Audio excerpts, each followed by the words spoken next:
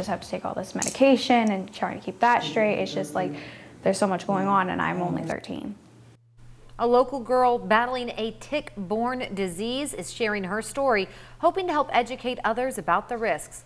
13-year-old Olivia Christensen has been through multiple treatment plans and many hospital visits over the last 2 years. She has Lyme disease. The CDC says in 2013, about 27,000 people were diagnosed with it in the U.S. But in Oregon, there are only about a dozen confirmed cases. Olivia's family spoke exclusively to Newswatch 12's Casey Kirshner, who joins us now to tell us about her story. In February of 2013, Olivia Christensen was bitten by a tick no bigger than a poppy seed. A short time later, she became very sick. After a year of fighting illness, Olivia was finally diagnosed with Lyme disease, which left her with brain, heart, and nerve damage, all of which could have been avoided if the disease was caught sooner. We want to warn you, the following video is difficult for some people to see.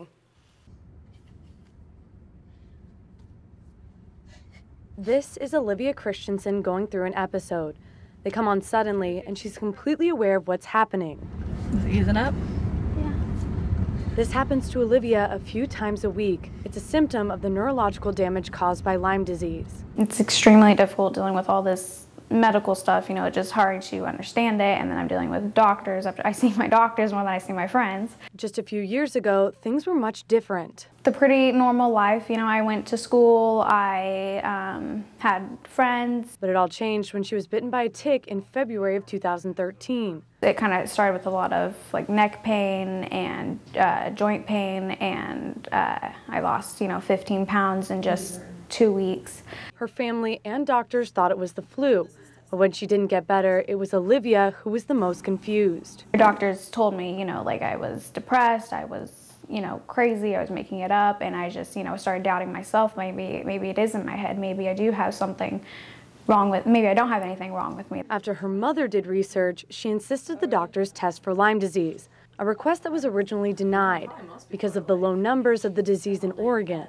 So the chances of you having it aren't great, so they don't even test for it regularly at all. After a few more months, she was finally diagnosed, but had already had the disease for a year. If it would have been caught in the first few weeks, doctors say there was a good chance she would have made a full recovery, a fact that haunts her family. Just trying to stay strong for them and find any way that you can find a help, some kind of, not necessarily a cure, just something that can help her with her quality of life. 13 and no childhood, not a way to live. But Olivia is trying to stay hopeful. Get my life back and graduate high school. I want to see myself graduate high school and actually get to go to my high school graduation and just have a normal life again. The family hopes sharing Olivia's story will make others aware of the risks right here in Oregon. Right now, they're trying to raise money so she can travel to Germany this summer for a new treatment that's not available yet in the United States. If you want to donate, you can go to any Rogue credit union and make a donation under Olivia's Lyme Fight.